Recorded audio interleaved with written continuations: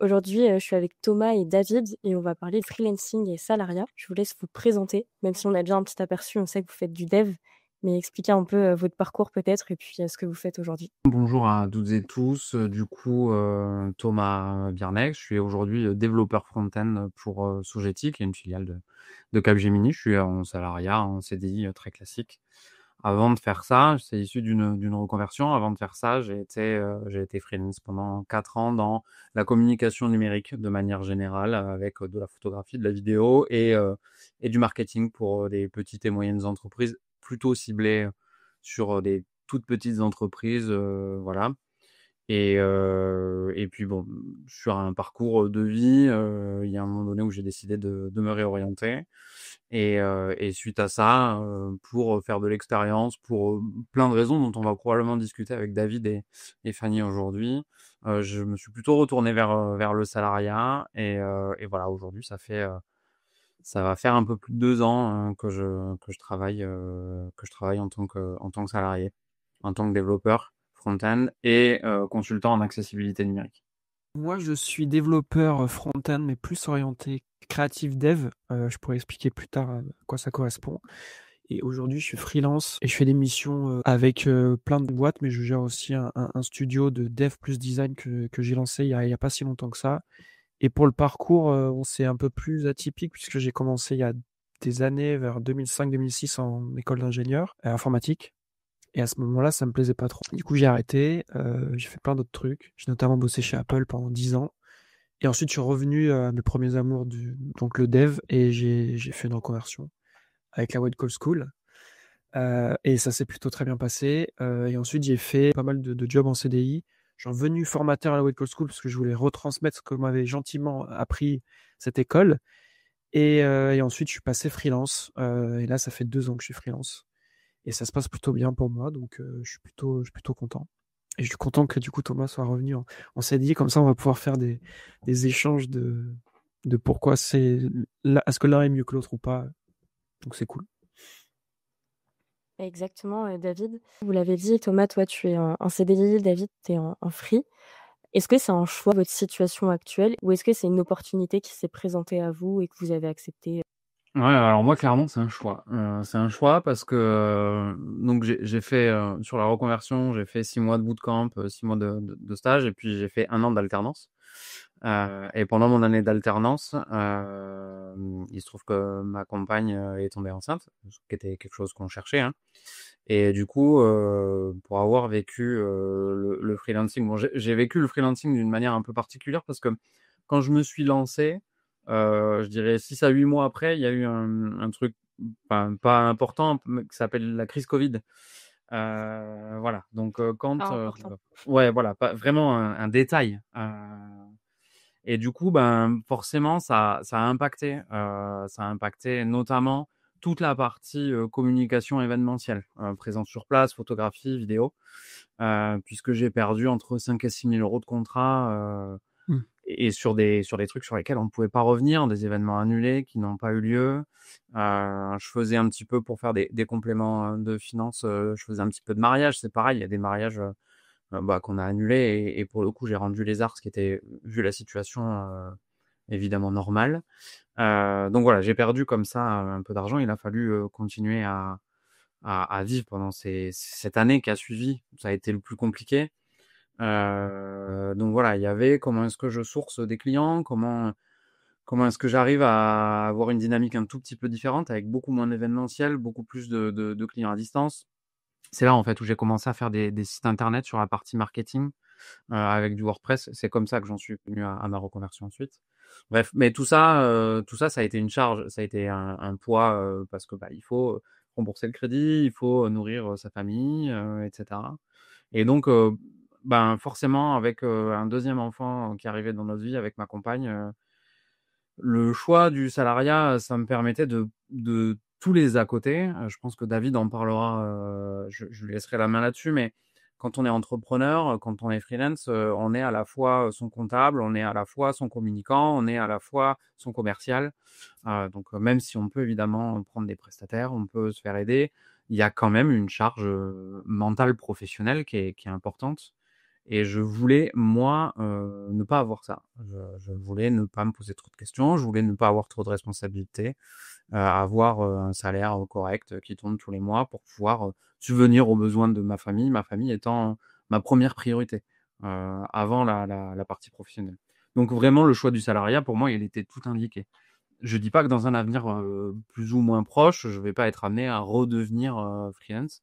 En tout cas, aujourd'hui, ce truc-là, avec tous les avantages d'une grosse boîte, il faut aussi voir la différence parfois entre être salarié dans une boîte du CAC 40, ce qui est mon cas aujourd'hui, et être salarié dans une petite start-up où bah, parfois ça peut se rapprocher un peu de l'intensité du freelancing. Mmh. Voilà, je cherchais vraiment quelque chose de souple et tranquille. Après, je pense qu'il y a aussi d'autres notions dans le salariat et on en parle beaucoup sur le bien-être au travail, sur le management, la manière dont ça peut être géré et parfois ça peut être aussi beaucoup de pression. Pour le coup, en faisant une reconversion à autour de 35 ans, j'en ai 37 aujourd'hui, j'ai aussi appris à pas prendre la pression de la part de ma hiérarchie. Je sauve pas des vies, je suis pas pompier, je suis pas militaire. J'ai aucune pression à ce niveau-là et même si j'essaie de donner du sens à mon travail, très clairement, j'ai pas, voilà, bah, s'il y a un truc qui est pas livré ce soir, c'est pas livré ce soir et c'est pas grave, quoi. Voilà et quand on arrive à dédramatiser ça après, bon, forcément sans pression, c'est beaucoup plus simple. Donc voilà, pour moi là, ce qui m'a ramené vers le salariat. David, toi, du coup, tu as fait le cas inverse, tu es passé de salarié à freelance. Pourquoi tu as fait ce choix? Est-ce que c'était une lassitude, une envie peut-être de plus de liberté? Enfin, qu'est-ce qui a fait que à ce moment-là, tu as lancé ton projet? Moi, je l'ai lancé, mais c'est pas pour les mêmes raisons, parce que j'ai pas, je suis avec ma compagne, nous n'avons pas d'enfants, donc c'était pas un des trucs qui allait me faire passer freelance. Moi, je suis passé freelance parce que je tablais sur une niche particulière du développement front-end, et du coup, c'était très peu dans le salariat, c'est-à-dire que j'aurais pu travailler pour des agences web, évidemment, assez particulières qui font des sites un peu particuliers aussi justement, dans cette niche-là, mais les postes sont très rares et c'est souvent du freelancing. Donc en gros, si je voulais vraiment faire ça et c'est vraiment ce que je voulais faire, il fallait, que je passe par cette case-là et heu et pour le coup, j'ai commencé au début, j'ai cumulé un peu les 2. Et très rapidement, ça a été très difficile forcément. Donc du coup, après, je suis passé directement en freelance, mais je rejoins Thomas sur tous ces aspects qui sont difficiles, dans le freelancing. Quand on n'est pas juste un développeur, on est aussi on doit être visible, on doit se vendre, on doit marketer, on doit faire la compta et tout ça. Enfin, il y a plein de choses qu'on ne soupçonne pas au début, qui rentrent en ligne de compte et c'est encore plus, important aujourd'hui. Donc moi, c'est surtout, l'envie et le style de projet que j'ai envie de faire qui m'ont, poussé vers le freelancing. Et tu dis justement, il y a cet aspect multicasquette. Au final, sur 100% de ton temps, il y a peut-être 50% de ton temps qui est dédié à autre chose qu'à juste faire du dev. Tu as toute la partie prospection, la partie Ouais. financière, comme tu disais, établir les devis, faire les factures, etc. Est-ce que tu gères tout tout seul ou est-ce que tu fais appel aussi à d'autres personnes pour t'accompagner, pour avoir un peu de charge mentale en moins? Pour l'instant, non. Je fais tout seul. C'est pas évident. De toute façon, c'est un process qui se travaille tout au long de pendant toutes les périodes, enfin, toute la période où on est freelance de toute façon. Et comment je gère ça? Beh, c'est vrai que à une époque, enfin, quand j'étais salarié, j'avais pas besoin de m'occuper de tout ça, donc j'étais vraiment 100% focus sur le dev et ça m'allait très bien. Donc ça a mis un peu de temps pour moi de repasser sur un mode, bah, le dev, c'est très, très bien, mais je peux pas faire que ça. Donc j'ai pas de solution miracle, mais j'y travaille toujours dessus pour trouver des bonnes façons de faire. Mais c'est vrai qu'aujourd'hui, de plus en plus, on est plus sur du, 60 de dev et 40 où je fais autre chose. Alors dedans, j'inclus plein de choses, hein, la prospection, la création de contenu, là je mets aussi ma veille technologique dedans parce que je pense que ça fait partie d'un truc qui est aussi important, et que je mets pas dans le dev directement. Mais tout ça, oui, ça voilà, on est sur du 60-40 alors qu'à une époque, on était vraiment sur du 90 de dev, 10 de veille et le reste, bon, bah, il y avait pas besoin, quoi. Enfin, pas autant que je pense maintenant où ça devient indispensable. Thomas, toi, c'était à peu près le même ratio quand tu étais en freelance? C'était pas du dev, c'était peut-être différent? Ouais, c'est un peu différent, parce que mais bon, sur le ratio, je pense que entre 30 et 40% d'administratif de manière générale. Après, il y a des super outils qui existent. C'est vrai que ce soit des CRM vraiment pour la gestion de la relation client, la gestion de la facturation, la pré-comptabilité, ce genre de choses. Alors, quand on parle de freelancing, c'est un peu large, mais je pense que c'est bien aussi d'aborder la question du statut. Parce qu'on entend souvent, dans le freelancing, on entend souvent auto-entrepreneur, ou voilà, qui est un statut, qui est pas un métier en soi. Mais il y a d'autres statuts. Il y a le portage salarial, il y a vraiment d'autres manières de faire, des statuts de société en EURL, etc., etc. Donc j'ai trouvé évidemment le bon statut par rapport à ce qu'on cherche à faire. Pour ma part, à ce moment-là, j'étais plutôt en auto-entreprise. Donc sur la partie auto-entreprise, il faut avoir en gros un compte séparé, pour faire simple, et pouvoir justifier en fait des entrées et des dépenses, donc avec une facturation correcte et des tickets de caisse pour justifier. Mais ça nécessite pas comme si on était en EURL d'un comptable qu'on va payer et qui va revoir les comptes et les valider, etc. Donc en fait, avec des bons outils, on arrive à avoir des CRM qui nous permettent vraiment de gérer toute une partie de l'administratif. Et donc ça fait gagner du temps. Ça fait gagner du temps, ça permet de s'organiser. Alors évidemment, c'est un coût. Moi, je pense que c'est le genre de coût qui est vite rentabilisé. Du coup, j'ai pas trop hésité à prendre des abonnements autour de 10-15 € par mois. Voilà, c'est un investissement, mais quand on se lance, je pense une des plus grosses erreurs quand on se lance, c'est de pas vouloir investir en se disant mais en fait j'ai peu d'argent qui rentre, donc voilà. Je pense que le freelancing ça se prépare, l'entrepreneuriat en général ça se prépare, et donc il faut arriver à faire des petits investissements mais intelligents. Donc effectivement j'étais pareil sur un modèle de 30-35% de d'administratif. Euh, Après, comme j'ai quand même, avant de devenir freelance, j'ai travaillé pendant 10 ans en communication numérique, certes pour des collectivités, mais c'est sûr que ça aide. Ça aide à storyteller, ça aide à gérer les réseaux sociaux, à avoir les bons outils pour créer du contenu, etc., etc. C'est un peu ce que j'ai gardé aussi sur la gestion de LinkedIn, par exemple, continuer à être actif, même si je l'utilise pas comme un levier pour avoir des clients, ou voilà. Mais réseauter, ça permet ouais, de garder des contacts, d'en faire des nouveaux éventuellement. Pareil, toujours pareil, hein, le jour où je redeviens freelance, je repartirai pas tout à fait de zéro. Enfin, il y a toutes ces choses-là. Mais la partie administrative, évidemment, est importante. Et puis, il y a le temps de la partie administrative, mais on en parlait juste avant, hein, et c'est aussi la manière dont ça pèse mentalement sur les épaules, quoi. Tiens, évidemment, je savais très bien que je ferais pas 80% de photos, vidéos et marketing, quoi. C'était sûr. Mais tu as toujours ce truc, putain, il faut que je pense à ça, il faut que je pense à déclarer auprès du portail auto-entrepreneur, il faut que voilà, il y a tout ça qui pèse. Après, c'est aussi une organisation de vie. David en profite pas parce qu'effectivement, ils ont pas de cellules familiales avec des enfants, et du coup, ils ont pas cet impact-là dans la vie. Mais moi, ça me permettait d'amener ma grande fille à l'école tous les matins, d'aller la chercher tous les soirs, de pouvoir la récupérer le mercredi après-midi, de l'amener au sport. Évidemment, au début du freelancing, mon activité prenait pas 100% de mon temps. Bon, particulièrement avec le Covid, mais de m'occuper aussi de ma maison. J'adore cuisiner, donc de pouvoir faire des choses que j'avais beaucoup moins le temps de faire auparavant.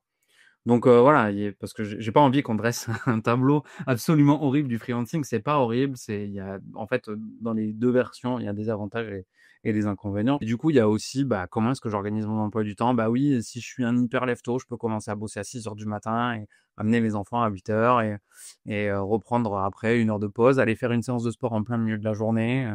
Voilà, qui sont des choses qui sont probablement plus compliquées quand on bosse en tant que salarié, sur l'organisation de son travail et ce genre de choses. Évidemment, ça dépend des sociétés dans lesquelles on bosse. Comme tu l'as dit, ça dépend aussi du type de profil, de ce qu'on a envie, de là où on en est aussi dans sa vie. Si on vit à la campagne, on peut aller se balader. Si on est en ville, on peut prendre des rendez-vous médicaux. Ça offre pas mal de flexibilité, mais Ouais. ça dépend aussi de l'entreprise dans laquelle on travaille en tant que salarié.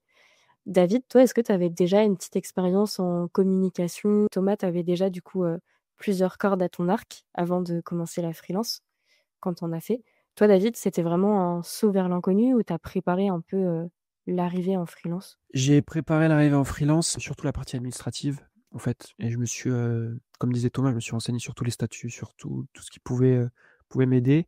Et moi, je suis assez conscient de mes capacités et je savais que j'étais nul en communication. Je sais pas me vendre. Je parle au présent parce que j'ai encore du mal à le faire. De toute façon, même quand j'étais en CDI, hein, toute ma vie, et dès qu'il fallait obtenir un poste, ça a été toujours compliqué. On m'a toujours dit, ton travail part de lui-même, mais t'es incapable de te vendre, c'est dommage. Du coup, je me suis fait aider, ouais, en effet. C'est le premier truc que j'ai fait. J'étais même pas encore en freelance, que j'avais pris une formation avec une personne qui avait justement fait ce chemin-là de CDI à freelance et qui était développeur. Donc ça me parlait directement parce que moi aussi, en tant que développeur, je savais que j'allais pouvoir parler à quelqu'un qui a eu ou les mêmes interrogations, les mêmes peurs. Et du coup, ouais, ça m'a énormément aidé, c'est sûr, sur plein de points, parce que moi, vraiment, c'était un saut vers l'inconnu. Je communiquais pas du tout, j'utilisais pas du tout les réseaux sociaux ou très peu. Et du coup, oui, quand la réalité, elle frappe après et que ça vient pas comme ça, ouais, au début, c'est difficile. Mais après, c'est vrai qu'une fois qu'on est habitué, qu'on s'organise bien, je rejoins Thomas, il y a des aspects qui sont vraiment hyper intéressants sur le côté freelance, quoi. La liberté. En fait, il y a une partie de liberté qui nous a amenés, mais après, la liberté aussi, c'est nous on fixe aussi nos propres limites. Et ça, je trouve que c'est quelque chose si demain je reviens en tant que salarié, ça me manquera énormément de devoir justifier chacun de mes faits et gestes. C'était quelque chose qui me pesait déjà, même avant d'être développeur. Et là, ça me pèse moins parce que je communique sur des choses qui sont, je pense, importantes pour mon client. Mais après, je m'organise comme je veux. Et c'est vrai que ça, c'est super intéressant. Mais le début a été très, très dur. Je vais pas, moi, je préfère le dire direct, c'est difficile, le passage en freelance. Et il y en a toujours des hauts et des bas. Là, en ce moment, je suis sur une période de haut, donc c'est cool. Mais il y a aussi des périodes de bas, et il faut savoir les gérer. Voilà. Moi, je m'étais dit plus jamais le salariat. Hein. Moi, je vois pas comme ça, parce que je sais pas. Non, mais tu vois, comme quoi, ça m'a donné tort puisque je suis redevenu salarié. Mais c'est vrai que Ouais, le- ouais, la vie que ça permet d'avoir, elle est hyper cool si l'équilibre, si on trouve le bon équilibre. c'est ça. Et moi, je me referme pas la porte au CDI pour plusieurs raisons. La première, c'est que ça reste quand même un sujet qui est compliqué quand tu vas voir un banquier, quand tu veux investir ou tu veux acheter un bien immobilier. C'est toujours une situation compliquée, même si tu as un super bilan, avec un dossier en béton et tout ça, c'est toujours un peu complexe. Et ils sont beaucoup plus frileux que si on arrive avec un CDI. Je suis pas dans ce métier-là, donc je ne jugerai pas. Et la deuxième, c'est que vu que moi, je suis plutôt orienté case à cocher dans ce que j'aimerais faire dans ma vie pro. Si demain, j'ai une opportunité dans une agence web euh, que j'ai en tête, par exemple, qui me propose un poste et que c'est en CDI, j'irai les yeux fermés, quoi. Donc, ça dépendra des opportunités que j'aurai, tout simplement. Ouais, et puis à contrario, on peut aussi dire qu'il y a des boîtes qui aujourd'hui offrent beaucoup plus de souplesse. Alors peut-être pas les grands groupes, mais plutôt sur des startups ou des PME. Je pense, mais même en ESN, hein, je pense à Ah, ouais. Shodo, qui est aussi connu pour ça, qui essaye de travailler sur plus de justice sociale, qui essaye de travailler sur plus de temps. On voit de plus en plus de boîtes essayer de proposer la semaine à 4 jours, ou des boîtes comme Walaxy à Montpellier qui proposent des congés limités. Ou voilà, il y a vraiment dans les acteurs. Alors évidemment, là avec David, on parle du monde de l'IT parce que c'est le monde qu'on connaît, c'est le monde qu'on côtoie. Mais il y a aussi des boîtes qui cherchent à donner plus de souplesse dans la partie du monde du travail. Et je pense sincèrement que des employés heureux parce que ils ont un équilibre vie professionnelle, vie personnelle qui est bon, c'est des employés qui sont plus productifs, qui ont plus envie d'aller au front quand il faut aller au front pour leur employeur, etc., etc. Donc Oui, à qui vont contrario, on arrive aussi, aussi à trouver parfois un équilibre un peu meilleur que ça a pu être le cas de nos parents ou nos arrière-grands-parents qu'on fait 30 ans, 40 ans dans les mêmes boîtes, dans des conditions où ils n'ont pas connu forcément, je parle de mon grand-père par exemple, qui n'a pas forcément connu longtemps les 5 semaines de congés payés, qui n'a pas connu les RTT et qui avait seulement 4 semaines de vacances par an, ce que je trouve aujourd'hui impensable. D'autant plus avec une vie de famille, mais c'est pas l'excuse à tout, la vie de famille, mais d'une manière générale. Euh, et puis le monde dans lequel on vit, qui est quand même hyper anxiogène, qu'on soit militant ou pas des causes sociales, écologiques, etc., c'est quand même une pression sociétale permanente, même quand on essaie de pas trop s'exposer aux infos, même voilà, Ouais. on peut pas ne pas entendre parler de la guerre en Ukraine, ne pas entendre parler de ce qui se passe à Gaza, ne pas entendre parler de ce qui se passe aux États-Unis, etc., etc. Et je pense qu'on vit dans un monde bien plus anxieux que l'ont vécu nos parents précédemment ou nos grands-parents suite à l'après-guerre, évidemment. Donc voilà, je pense qu'il y a le contexte, il y a plein de choses qui fait que l'équilibre vie pro et vie perso est hyper important. Complètement. Puis comme tu le disais, pendant le covid aussi, je pense qu'il y a beaucoup de personnes qui travaillaient dans le salariat et qui se sont déjà, rendues compte du bien que pouvait faire un peu le télétravail. Alors ça peut être du télétravail occasionnel aussi, qui a été, adopté largement après le covid et là on commence un peu à tirer, sur la À sonnette, revenir à en dire: arrière. «Non, en fait, il y a trop de télétravail, ça va pas, on peut pas surveiller les employés» et ça revient à cette notion de confiance aussi qui Ouais. est importante et du bien-être du salarié donc aujourd'hui, c'est essentiel, comme tu l'as dit, Thomas. Est-ce que, toi, tu avais peur justement, en retournant dans le salariat, de retrouver un petit peu cette pression d'être surveillé, d'avoir moins de flexibilité? Parce que j'ai l'impression que tu as quand même trouvé ton rythme aujourd'hui et que Ouais. tu es bien en salariat. Ouais, aujourd'hui, je suis hyper bien parce que j'ai la chance d'être dans une mission avec un N+1 et un N+2 qui sont hyper compréhensifs et qui sont hyper souples. C'est-à-dire que aujourd'hui, tant que mon travail il est fait dans les temps, de manière qualitative. J'arrive à avoir une certaine flexibilité. J'arrive très tôt au travail, je repars tout en restant dans les. On a évidemment, pour des raisons d'assurance, je peux pas partir à 15 heures, quoi. Mais j'arrive à aller chercher mes filles le soir. Enfin voilà, c'est vraiment chouette. Mais pour le coup, j'ai vraiment eu cette appréhension parce que en étant recruté, donc ce que je disais chez Sogeti, qui est une filiale de Capgemini, je rentre dans un grand groupe du CAC 40, dans la plus grosse boîte IT de France et une des plus grosses boîtes IT du monde. Donc on se doute que même si, en fait, ça dépend vraiment des personnes avec qui on travaille, mais on se doute qu'on est quand même dans une grosse machine. Et ça a été le cas quand je suis arrivé, notamment parce que j'ai commencé dans ce qu'on appelle en intermission, c'est-à-dire que j'ai pas eu un client directement auquel j'ai été affecté. Donc oui, il y a ces questions-là qui peuvent faire un peu peur. Après, comme je l'ai dit, je fais pas une reconversion à plus de 35 piges pour me mettre la pression comme quand j'avais 20 ans et avoir l'impression de subir un management qui soit toxique ou pas.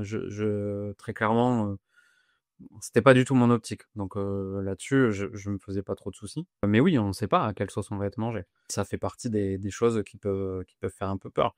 Et si je change de boîte dans les années à venir, c'est aussi des questions qui se poseront, quoi. Donc oui, c'est vraiment hyper situationnel. Mais moi, il est hors de question que je me mette à bosser 45 heures semaine. Pas parce que je suis feignant, mais parce que en fait, ma vie, c'est pas mon travail. David, comment tu réagis toi à cette phrase de, «Ma vie, c'est pas mon travail» en étant en freelance?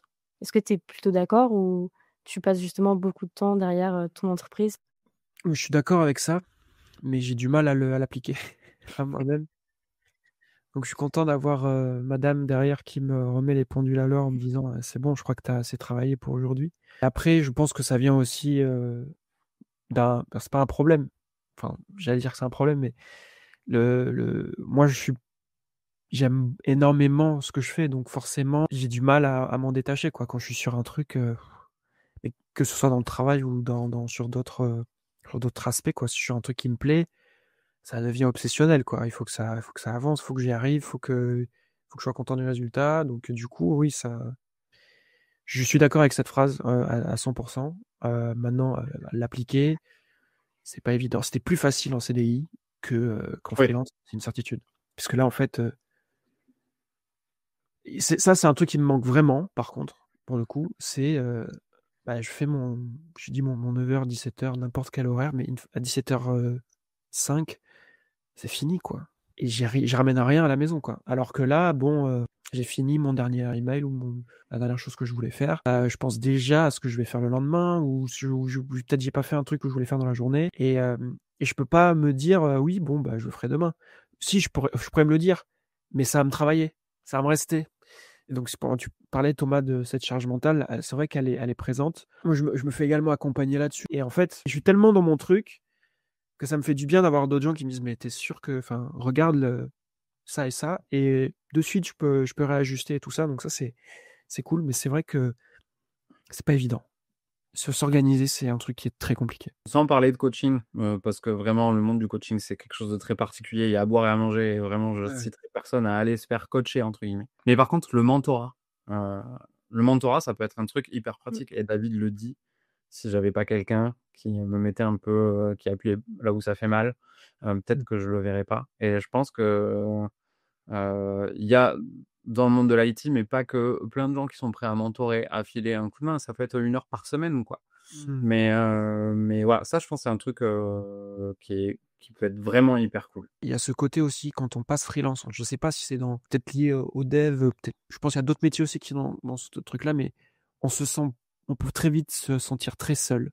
Et je pense que justement le mentorat, le coaching, ou alors s'entourer de gens qui sont dans la même situation, je pense que c'est hyper hyper important parce que quand je passais freelance et que je disais aux gens autour de moi, la plupart, 95-98% des gens étaient en CDI. Et du coup, quand je dis je veux passer freelance, bah, on discute évidemment, mais s'ils n'ont pas vécu le truc, c'est compliqué, on se sent rapidement seul. Et je pense que s'entourer d'entrée, c'est le plus important, quel qu'il soit, que ce soit un mentor ou un autre freelance, n'importe, mais un soutien ou un endroit où on peut en parler pour s'enlever cette charge mentale et pour essayer de voir, toi tu fais ça, ah ouais c'est super, j'avais pas pensé. En fait, pour s'aider, pour s'entraider, parce que je pense que c'est super important, parce que sinon on peut très vite sombrer dans la solitude et abandonner tout simplement et repartir en CDI parce que on n'y arrive pas, quoi. Complètement. Il y a des groupes, dans certaines, grandes villes qui existent justement, d'entrepreneurs, des réseaux parfois, ouverts et après, c'est aussi possible en ligne. Enfin, on est dans des métiers qui sont assez, digitalisés donc s'il y a personne autour de soi directement, on peut aussi trouver des groupes Discord, des communautés en Ouais, ligne absolument. pour se sentir moins seul. Ouais. Mais c'est hyper important et ça me fait penser justement à tout cet aspect de s'entourer, de maintenir son réseau aussi, d'avoir, un lien avec l'extérieur. Il y a aussi tout l'aspect, carrière finalement quand on est en freelance. Quand on est dans une entreprise, au bout d'1 an, 2 ans, on peut dire: «Ben, j'ai fait tel projet, j'ai avancé» et on a quelqu'un en face de soi pour valider, pour voir l'évolution. Quand on est tout seul, c'est un peu différent donc comment on fait pour, être au clair en fait sur ce qu'on a appris, sur ses compétences, pour par exemple revoir ses tarifs? Enfin, toutes ces petites choses-là, Moi, je pense qu'il faut le faire, mais depuis le début. Enfin, en tout cas, dans notre métier, c'est obligatoire de toute façon, puisque ça évolue à une vitesse tellement grande. En plus, maintenant, on ajoute l'intelligence artificielle à ce truc-là. Ça devient encore plus indispensable. Ça l'était déjà, mais ça devient encore plus de se former à 100% tout le temps, en fait. Je pense que c'est indispensable, parce que sinon, ça va tellement vite qu'on devient très vite perdu.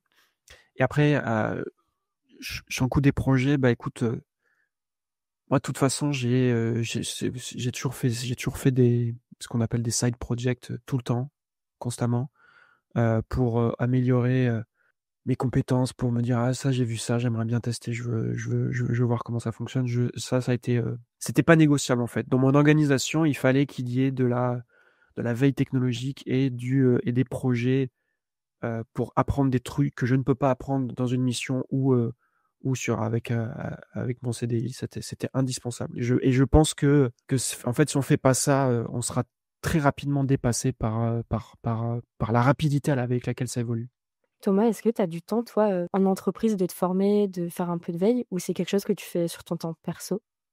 Alors, ouais, comme le dit David, sur la partie, différence, pro et perso, évidemment, avoir des side projects quand tu es développeur, c'est pas obligatoire et vraiment, je le dis, s'il y a des gens qui sont en reconversion là dans Dans la discussion, c'est bien parce qu'évidemment, ça nous permet d'apprendre des trucs et tout, mais il faut aussi parfois savoir, splitter et reposer le cerveau. Cependant, moi, ça marche par phase. Il y a des phases où je vais bosser. Je suis un peu obsessionnel comme David. Quand j'attaque un nouveau projet, j'ai envie que ça avance.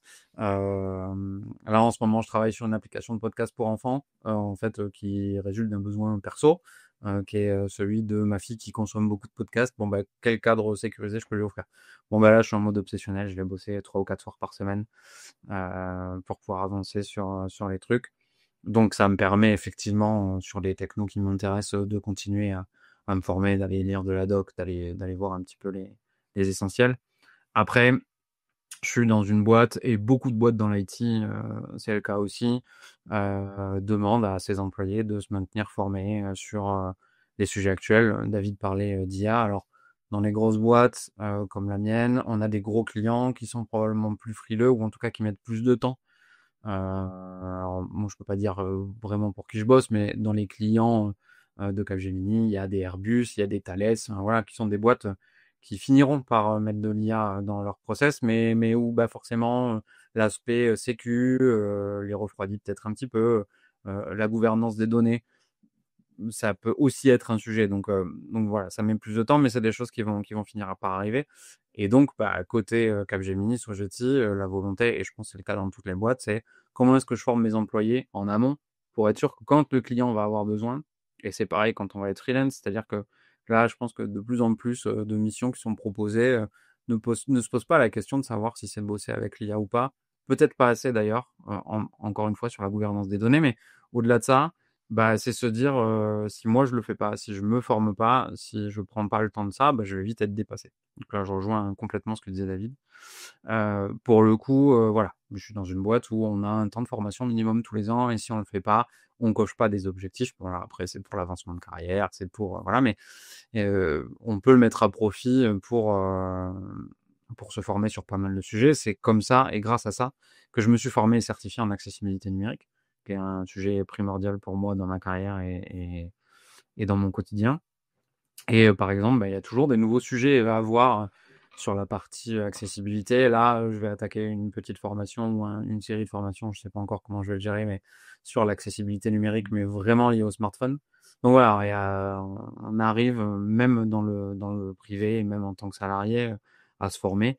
Évidemment, on cumule du compte CPF en tant que salarié, mais aussi en tant que freelance, par exemple, en tant qu'auto-entrepreneur, on continue à augmenter sa cagnotte de CPF. C'est important de le savoir, parce que ça veut dire qu'on peut aussi la débloquer pour éventuellement des formations payantes. Il y a plein de ressources gratuites en ligne, mais il y a aussi parfois la nécessité d'avoir des formations payantes. On arrive à mobiliser tout ça et on arrive à avoir du temps de formation, même dans le salariat. C'est bien de le dire aussi et c'est chouette que ce soit mis en place dans une aussi grosse boîte, comme tu disais, Thomas. Parce que ça montre aussi que c'est un domaine où il faut se former et David, ça me fait penser, je crois avoir vu sur LinkedIn puisque tu communiques très bien désormais, même si tu as dit qu'avant c'était, plutôt compliqué. Moi, je trouve que tu fais ça, très bien. Je t'ai vu communiquer sur le fait que tu avais remporté plusieurs prix pour des projets. Comment ça se passe pour ce genre de prix, en fait? Est-ce que c'est toi qui vas inscrire ton projet? Est-ce que c'est quelque chose que tu peux faire seulement en freelance? Ou est-ce que si demain Thomas fait un projet, et que son client est OK, il peut le soumettre et remporter un prix comme ça? J'en suis arrivé là parce que moi, quand j'ai découvert cet aspect-là du métier, je me suis dit que c'est exactement ce que je voulais faire. Donc, il n'y a pas de règle, je pense, hein, on n'est pas obligé d'être freelance ou CDI et tout ça. Je pense que ça va surtout dépendre du projet, en fait, que qu'on peut soumettre. Et en général, ce type de projet, c'est souvent des sites web pour promouvoir une marque ou une landing page mais c'est des projets qui n'ont pas forcément vocation euh, à convertir ce genre de choses, ou c'est pas des grosses applications web qu'on va avoir besoin dans les grosses boîtes. C'est vraiment juste, c'est des sites web qui sont vraiment orientés plutôt design et animation qu'autre chose. Et pour le coup, comment ça se passe, il y a certains critères qui sont assez importants pour pouvoir le soumettre et espérer gagner quelque chose. Mais ensuite, ouais, on peut juste soumettre le site web avec il faut payer un petit truc, mais c'est pas énorme, c'est pas énorme. Et ensuite, bah voilà, si on coche certaines cases et si le jury est clément et apprécie le travail, on peut gagner ce genre de prix. Et pour le coup, ça apporte beaucoup de visibilité, pas que pour le développeur, mais aussi pour le client. Euh, et le dernier où on a gagné justement avec mon designer, c'est vrai que le client a vu un avant-après sur son business, donc ça c'est super cool. Mais ouais, c'est vrai que moi c'est vers ça que je voulais m'orienter. C'est pas évident. Je reçois beaucoup de messages justement sur LinkedIn pour savoir comment on fait pour s'orienter là-dedans, quels sont les tips et astuces. Et à chaque fois, je réponds toujours la même chose. J'ai pas d'astuces particulières. C'est des projets tellement nichés et c'est un environnement tellement particulier que du coup, c'est pas évident. Mais moi, ça me plaît énormément, donc je vais continuer là-dedans. Et tu fais bien. Félicitations en tout cas pour tous les prix et hâte de voir la suite. Tu viens de dire justement que tu travaillais avec un designer donc dans le studio que tu as créé, Matter and Form. Est-ce que vous êtes plusieurs à travailler? Est-ce que tu fais appel à un designer seulement quand tu as des besoins? Je travaille souvent avec un designer, donc on est vraiment plutôt à deux, mais c'est pas forcément toujours le même designer. Ok. J'ai monté ça avec un designer, mais qui a aussi beaucoup de choses à faire de son côté sur d'autres boîtes. Donc je fais appel à lui si je sens que j'ai un besoin en design que je vais pas pouvoir faire moi-même, parce que je reste développeur, donc j'ai une grosse appétence pour le design. Je pense que j'aurais vraiment aimé être UX designer, peut-être plus que développeur, mais pour le coup, si je sens que ça va être quelque chose où je vais pas amener vraiment, je vais pas forcément répondre aux attentes du client, je préfère passer par le mec avec qui je suis en tant que designer, avec un designer, pardon. Et j'en ai un autre ami aussi qui fait du design, donc je peux faire ça. Mais ça m'est arrivé de faire des projets sans designer parce que forcément, si le design est déjà fait, j'ai pas besoin d'ajouter quelque chose en plus. Mais pour le coup, oui, c'est ça. Je bosse en général avec un designer parce ils seront forcément meilleurs que moi sur cette partie-là. Et moi, je vais pouvoir sublimer, entre guillemets, cette partie-là avec mon savoir-faire en tant que développeur. On a les mêmes passions avec David, mais je pense que comme moi, il était mauvais en dessin. C'est difficile, le dessin. Et Thomas, toi, est-ce qu'il y a une grosse équipe de dev là où tu travailles? Est-ce que tu peux du coup te spécialiser sur certaines tâches, du design jusqu'au code? C'est un peu ma mission actuelle, elle est un peu particulière. Je travaille avec une équipe de développeurs qui s'occupe vraiment de la partie front-end et gestion des API sur des appels de services prestataires. Moi, mon rôle aujourd'hui, il est vraiment de travailler sur la maintenance et l'évolution d'un design system. Donc là, avec un outil très classique qui s'appelle Storybook. Donc, il me permet d'avoir quand même quelques accroches avec React, qui est ma stack de formation et avec laquelle j'aime vraiment bosser. Et du coup, j'ai toute la partie conception en relation avec l'équipe Presta Design qui s'occupe de toute la gestion des maquettes. Et en fait, mon rôle, moi, il est transversal puisque je fais en sorte qu'on respecte l'accessibilité de bout en bout dans la chaîne. Donc, il y a vraiment ce côté de discussion au niveau des maquettes où, bon, ils sont formés. Donc, c'est sûr que je pense que par rapport à il y a 2 ou 3 ans, c'est un peu plus facile puisqu'il y a déjà plein de choses qui sont anticipées. Évidemment, je peux challenger. Heu et puis, ensuite, bah, je transforme ces maquettes-là soit en pages, pour préparer le travail, des développeurs, soit, dans le design system pur, donc là, vraiment de la gestion de composants, la maintenabilité des composants et l'évolution avec une grosse partie documentation Access. Et ensuite, j'accompagne les devs quand ils implémentent soit ces nouveaux parcours, soit ces nouveaux composants pour être sûr que ça respecte les normes d'accessibilité. Donc jusqu'à la mise en prod, en fait. Donc j'ai vraiment un rôle transversal sur tout ça. Donc je fais un petit peu moins de dev pur front React comme j'ai pu le faire à une époque. D'où la nécessité aussi d'avoir des side projects parce que j'ai pas envie de me détacher trop de ça.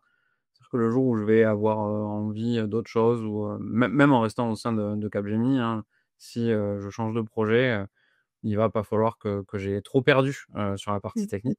Donc j'arrive à me maintenir là-dedans. Mais ouais, après aujourd'hui, le client pour lequel je travaille, mis à part si on travaillait sur un POC hyper particulier ou voilà, il y a pas de projet qu'on pourrait mettre en avant comme ça dans des awards. Je pourrais le faire éventuellement sur des projets perso, enfin en tout cas là, le projet de podcast par exemple. En fait, il faut voir un petit peu aussi les labels, des différents awards et cetera.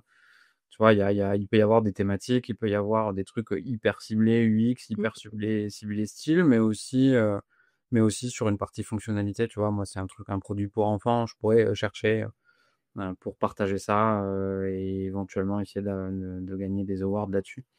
Ça peut être intéressant, disons que c'est challengeant, ça te met dans ça t'oblige à respecter, des cases et en même temps à sortir de ces cases-là pour essayer d'aller gratter le jury et d'aller lui faire se poser des questions ouais, ça donne des idées, ouais. Complètement. Mais On a, de toute façon, David, n'a pas encore, ma dans Matter Informed de spécialiste, accessibilité donc je pense qu'on va t'envoyer quelques messages, on a hâte de voir votre prochain award gagné à 2 du coup. On a Clara justement qui nous demande, comment on fait pour trouver ces projets ou appels d'offres? Est-ce qu'il y a vraiment un site avec, plein d'awards dédiés? Et du coup, est-ce qu'on se met dans une, optique de créer un projet pour répondre à cet award? Ou est-ce que c'est plutôt l'inverse et on va chercher un award qui correspond au projet? Même si j'imagine que les 2 sont possibles, David? À ma connaissance, il y a pas de plateforme où on dit: «Beh, voilà, je veux faire ce projet-là, j'aimerais, mettre aux awards». C'est plutôt, j'ai l'impression que c'est quand même plutôt en sous-marin. Puisque moi, à chaque fois que j'ai eu un projet qui, ensuite, on s'est posé la question de l'envoyer aux awards, c'était plutôt, ça venait en général, ça venait des réseaux sociaux ou par email, directement. Qu'à chaque fois que j'ai eu un projet que j'ai envoyé aux awards, c'était soit via ma prospection, soit via ma création de contenu. Et principalement, c'était via LinkedIn et Twitter aussi. X maintenant, mais et c'est principalement les réseaux sociaux qui font ça, puisque après c'est quelque chose qui est très, on en entend parler, mais c'est pas monnaie courante non plus, donc du coup, ça reste encore un peu niche, j'ai l'impression. Du coup, j'ai pas vraiment de la meilleure réponse, c'est vraiment par la prospection et les réseaux sociaux, en fait. Enfin, en tout cas, pour moi, c'est comme ça que ça fonctionne, d'où ma grosse présence sur LinkedIn, moins Twitter, mais j'ai un peu de mal avec la façon dont fonctionne Twitter. Mais puis il y a surtout tout et n'importe quoi sur cette plateforme. Donc du coup, ouais, c'est plutôt via LinkedIn. Instagram, ça peut marcher aussi, mais je me suis pas penché trop dessus.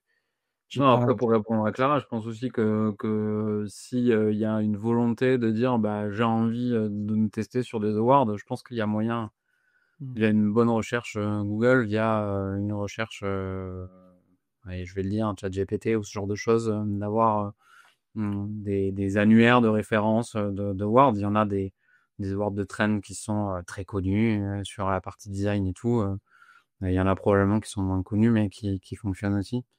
Donc ouais, ouais, ça se trouve, je pense, avec en grattant un peu de recherche. En fait, c'est toujours pareil. LinkedIn est un bon format pour ça, mais à partir du moment où tu vas commencer à mettre le doigt dans l'engrenage et tu vas commencer à avoir, des personnes, des développeurs qui ont l'habitude, de postuler sur des awards et tout, tu vas commencer à avoir, plein de propositions de contacts qui sont dans ce monde-là et cetera et puis, tu vas avoir un truc qui va augmenter sur ton feed, LinkedIn notamment.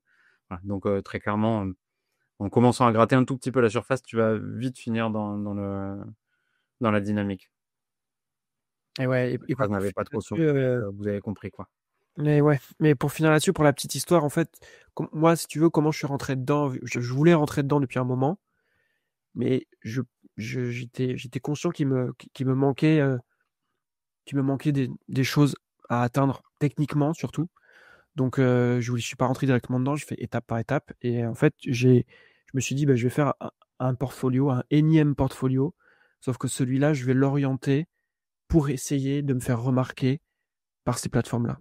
Donc j'ai envoyé ce portfolio à plusieurs plateformes, et justement j'ai gagné, alors j'ai pas gagné un site du jour parce que il y a il y a plusieurs, il y a plusieurs types d'awards, mais j'ai gagné au moins une mention honorable sur, Pour moi, le plus important, c'est qui s'appelle Awards, justement. Et c'est ça qui m'a ramené mon premier client, qui après, j'ai refait ce projet-là était un projet qui était venu grâce à ce portfolio qui a gagné un Awards. Donc, le projet qui est venu à moi, naturellement, c'était, j'aimerais bien que moi aussi, je gagne un Awards. Donc, ça, c'est parti de là. Et ensuite, comme disait Thomas, c'est un engrenage. Et le prochain projet, après, je crois qu'il il n'y a pas eu d'Awards, parce que je ne l'ai pas envoyé, parce que c'est un projet qui s'y prêtait pas. Mais le suivant, il y en avait encore et encore et encore. Et en fait, à gratter et à rentrer dans ce truc-là, au bout d'un moment, petit à petit, on fait des connexions. Et si on bosse pas trop mal et qu'on y met les moyens, il n'y a pas de raison que ça fonctionne pas. Très chouette, en tout cas, bravo. Je voulais vous parler un peu des clichés qu'on peut entendre sur le salariat et le freelancing. Le salariat est quelque chose d'enfermant, où on a peu de liberté. Et la freelance, forcément, on va travailler toute la journée. Ça va être quelque chose de très fatigant, on n'a pas de clients, c'est dur d'en vivre. Ça, pour vous, est-ce que c'est encore des clichés qui sont réels ou est-ce que c'est vraiment des caricatures? C'est des caricatures si on pense que c'est des extensions de situations réelles et qu'on en fait trop. La vérité, c'est qu'il y a probablement des freelances qui s'emprisonnent tout seuls, comme il y a des salariés qui vivent dans des boîtes qui sont des prisons. Donc ça peut être une réalité pour certaines personnes, ouais. Après, comme on l'a dit et comme on l'a exprimé, il y a moyen de changer ça. Il y a moyen d'orienter sa recherche de travail, que ce soit pour le salariat. Il y a moyen de se faire mentorer ou de se mettre des règles assez strictes dans le freelancing pour pas se retrouver prisonnier de son propre travail. Non, c'est sûr que si vous allez sur LinkedIn et que vous commencez à regarder la bataille des solopreneurs face au salariat, c'est une bataille de clichés. Voilà, entre le je bosse pour moi et je capitalise sur moi et parce que voilà, vous donnez de l'argent à un patron quand vous travaillez dans le salariat. Bon, bref. Mais les clichés, ils sont toujours tirés de situations plus ou moins réalistes. Après, je crois que je vais parler plus du freelancing parce que c'est peut-être un peu plus facile à modeler. Quand tu arrives dans une boîte, tu t'adaptes à ce que la boîte te propose.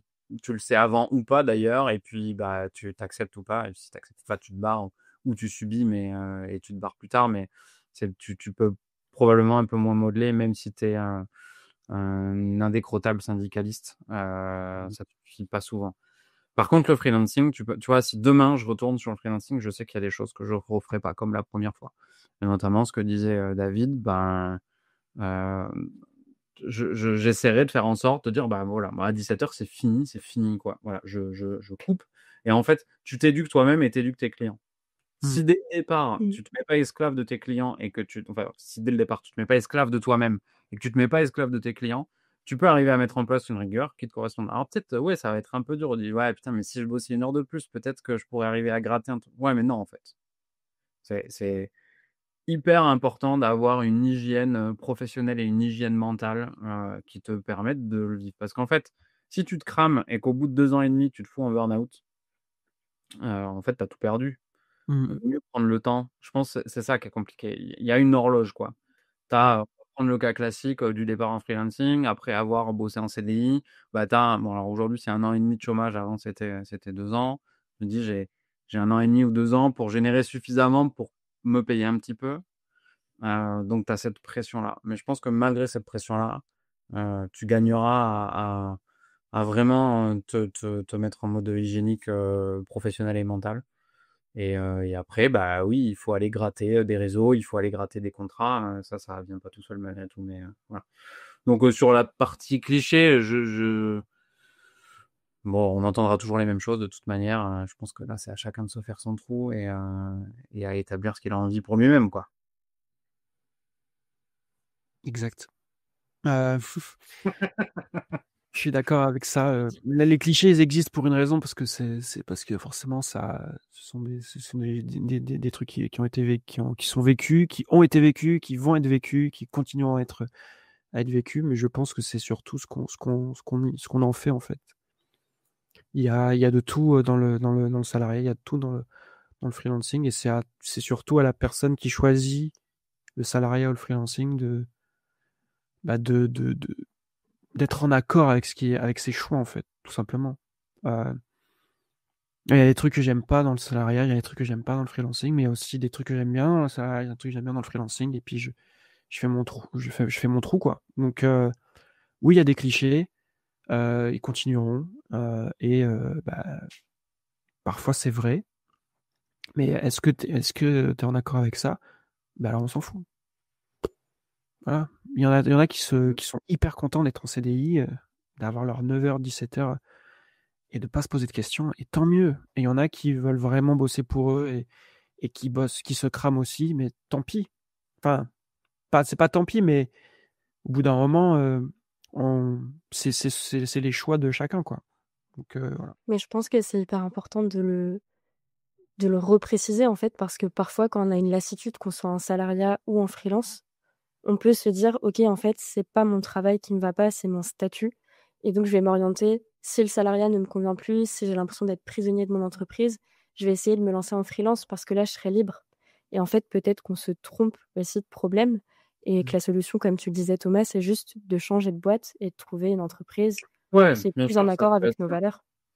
Après, il y a un autre truc, il y a une branche dont on n'a pas parlé dans le freelancing, c'est, le fait de lancer ses propres produits, du coup, qui se rapproche plus du solopren du se de la partie solopreneur. Mais, il y a, j'ai vu la juste je dis que j'ai vu la question de l'anariat, on va essayer d'y Oui, répondre. de même, ouais. Hem mais il y a aussi effectivement dans le freelancing différentes manières. Il y a récolter des missions, il y a, faire des projets awards comme le fait David, alors, qui est pas du tout incompatible, hein. Mais il y a aussi, et ça peut être une autre branche ou une spécialisation, c'est lancer ses propres produits et essayer de percer autrement, quoi. Donc, il y a plein de choses différentes qui sont possibles et comme dans le salariat où, effectivement, on peut changer de boîte. Le marché, est compliqué. L'arrivée de l'IA, très clairement pose des problématiques pour les juniors. Hem Et c'est hyper compliqué et très honnêtement, j'ai mentoré, des personnes en reconversion à la Wild, parce que c'est un truc qu'on fait sur Toulouse, je pense que ça se fait aussi ailleurs, pour essayer d'accompagner. Et c'est hyper compliqué. Je crois que le seul conseil que je peux donner réellement, au-delà d'envoyer des centaines de CV parce que c'est épuisant et de pas avoir de retour et d'avoir l'impression d'être, un numéro parmi tant d'autres, c'est, peut-être d'essayer de faire du réseau, évidemment sur LinkedIn, mais dans le réel, en fait. D'essayer de s'impliquer, dans des assos, digitales, proches de chez soi. Donc, il y a des assos liés à la fracture, numérique, il y a des assos, pour l'accompagnement, pour, échanger, pour réseauter, il y a vraiment plein d'engagements, possibles sur les territoires sur lesquels on vit, et de rencontrer des personnes en réel. Je crois que c'est le truc qui permet de montrer la valeur de quelqu'un, humaine. Et effectivement, s'il y a, peut-être un poste qui j'ai entendu de, en fait, je peux me porter garant de. Je crois que c'est le seul truc sur lequel, on a un levier un peu plus important que d'envoyer des centaines et des centaines de CV comme tu as dû le faire. Et c'est compliqué. Et après mon autre, truc, et c'est ce que moi j'ai vécu, c'est essayer de postuler en ESN et régulièrement, même si vous recevez des refus tous les 3-4 mois. En fait, les ESN, ça bouge en fonction des clients, en fonction des projets qu'elles décrochent. Donc tous les 2-3 mois, vous repostulez, vous regardez les filières, des ESN, et c'est franchement pas sexy pour commencer, ça donne pas envie. Mais en vrai, c'est peut-être là encore que ça recrute, en étant entre guillemets «le moins regardant», parce que les ESN, elles essaient d'avoir, des taux de marge les plus importants possibles. Donc vous aurez pas, le salaire que vous escomptez au début. Très clairement, j'ai pas le salaire que j'escomptais, en tant que dev pour l'instant. Ça va amener à changer, mais voilà, c'est aussi, un truc à creuser. Alors oui, si vous écoutez les gourous de LinkedIn, le marché est pas compliqué, il faut savoir se vendre, aller chercher les clients là où ils sont et tout. Il y a pas de formule magique. Si je peux rajouter un truc là-dessus, je pense que ce qui est important aujourd'hui et que pour moi il est encore plus. Donc moi je te rejoins Thomas, c'est vrai que réseauter c'est hyper important et voir les gens en physique, mais en fait aujourd'hui ce qui me manque, je pense, quand on est junior, il faut être, en fait, ce qu'on manque surtout, c'est de la visibilité. Il faut que tu partages tout ce que tu fais. Et il faut pas se poser de questions. Il faut pas avoir peur de poster. Quel que soit le réseau, il faut poster ce que tu fais, poster ce que tu apprends. Et il faut pas se dire, mais personne va m'écouter, on va me prendre pour quelqu'un qui fait n'importe quoi. Mais en fait, pas du tout. Pas du tout, pas du tout. Et tu seras surpris du nombre de gens qui seront plutôt prêts à t'aider plutôt qu'autre chose. Donc, tu es en train d'apprendre un truc, tu postes que tu es en train d'apprendre. Tu es en train de progresser sur quelque chose, tu postes que tu es en train de progresser sur quelque chose. Tu viens de faire un mini projet, poste-le, n'importe quoi. Montre que que tu es là, que tu fais des trucs et que t'es pas juste en train d'envoyer 50 CV et t'attendre que ça vienne, en fait. Oui, tu envoies des CV, mais en plus, tu travailles et et tu montres. Et en fait, cette visibilité-là, pour moi, maintenant, quand on cherche un CDI ou une alternance, elle devient indispensable. Parce qu'on est noyé dans une masse d'informations et en fait, on n'est juste pas visible. Je peux témoigner de ce truc-là. Moi, j'étais frileux de partager, de poster les trucs. Je pensais qu'on n'allait pas m'écouter, que ça allait être inintéressant. C'est faux. C'est juste dans nos têtes que ça bloque.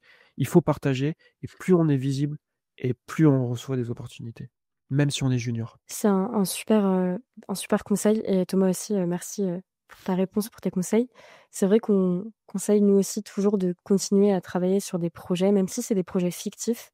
Ça va permettre de nourrir le CV et de pas avoir que des projets qui ont été faits en cours avec d'autres personnes, mais de montrer vraiment ce que vous pouvez faire aussi, vous, tout seul, ce sur quoi vous avez envie de travailler et quel est le résultat que vous estimez juste à la fin que vous voulez obtenir.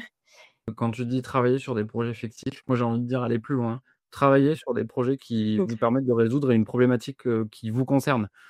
Parce que de le mettre à l'épreuve du réel, ça vous permet de vraiment dire: «Bah, comment est-ce que je fais mon archi? Comment est-ce que je le déploie? Comment est-ce que je touche un peu à tout?» Et de le partager, mais ça peut être vraiment des trucs, voilà. Faites pas une énième réplique, de Airbnb, une énième réplique de Netflix, une énième, réplique d'une to-do list inutile. Faites un truc que vous pouvez mettre en situation parce que ça répond à un de vos besoins. Pour finir, je vous pose une question que peut-être d'autres élèves se posent. Est-ce que se lancer en freelance après une reconversion, c'est une bonne ou une mauvaise idée? Parce qu'on peut se dire, ben, je trouve pas du coup de poste, donc en fait, je vais me mettre en freelance et comme ça, j'aurai de l'expérience, j'aurai des premiers projets. Quel est le cas de figure où ça peut marcher ou pas? Est-ce que se lancer en free, c'est une bonne idée, hein? C'est ni une mauvaise ni une bonne idée. Il faut savoir le mur que vous risquez de rencontrer. Hem Et il faut, être conscient, c'est tout ce dont on a parlé avec David, je pense, pendant cette heure, de ce que ça représente en termes administratifs, le fait de devoir se vendre. Après, il y a de plus en plus de freelancing, de missions freelancing qui ressemblent à du salariat déguisé où vous allez passer, 3 entretiens, 3 tests techniques, et cetera, et cetera. Bon, bah, ça évidemment refusez-le, ça sert à rien. S'ils veulent des CDI, qu'ils prennent des CDI. Mais par contre, il y a peut-être moyen de trouver des petites missions. Après, utiliser les bonnes plateformes et tout, il y a pas de il y a pas de mauvaises idées, hein, en soi, hein. J'ai des camarades qui se sont lancés free, pour qui ça a marché. Je pense que c'est aussi une question de la manière dont on a déjà du réseau, dont on arrive à réseauter, dont on arrive à se vendre, enfin voilà, il y a vraiment plein de choses qui rentrent en jeu, donc Ouais, j'ai pas grand-chose à rajouter. Pourquoi pas? Il y a des gens qui ont réussi, il y en a d'autres qui n'ont pas réussi. Pour un exemple complètement perso, je me sentais pas. En fait, justement, cette pression dont on parlait, je me sentais pas capable, en tout cas, d'avoir à gérer l'administratif, le client et d'avoir à prouver ma capacité technique à résoudre ce genre de choses. Je me sentais pas la capacité à cette époque-là. Mais j'ai un exemple de quelqu'un avec qui a fait une reconversion, qui est passé freelance direct, qui maintenant a des missions en veux-tu en voilà. Et ce qui l'a démarqué, c'est qu'il a fait des vrais projets justement, qui résolvaient des problématiques bien précises. Et il a pas arrêté de l'envoyer sur toutes les plateformes qu'il pouvait pour se montrer. Il a eu ses premières missions. Ça a été pas forcément évident, mais il les a réussi. Et après, bah voilà, ça continue. Mais il y a pas de, on peut passer freelance directement après. Il faut juste être conscient dans quoi on s'engage. tout simplement. Parfois, on peut voir des témoignages de personnes qui disent: «Surtout ne vous lancez pas en freelance après une reconversion, c'est se tirer une balle dans le pied». Je pense que c'est bien aussi de redire, même si parfois ça paraît, être des banalités, certaines choses, qu'on a évoquées aujourd'hui. Quand on hésite, parfois on a l'esprit un peu flou, donc c'est toujours bien de refaire le point et je pense que la réelle conclusion de tout cet échange, c'est vraiment d'écouter son instinct, de pas se forcer à se lancer en free si on trouve pas de travail, de pas quitter son salariat si juste c'est la boîte qui ne convient pas. Et je pense que vous avez donné plein de pistes, hyper intéressantes, donc merci pour ça, merci pour vos retours et pour, vos conseils aussi. Merci à toutes et à tous pour votre présence. J'espère qu'on n'aura pas dit trop de bêtises et surtout qu'on aura pu lever certaines interrogations. Merci, ciao. Merci.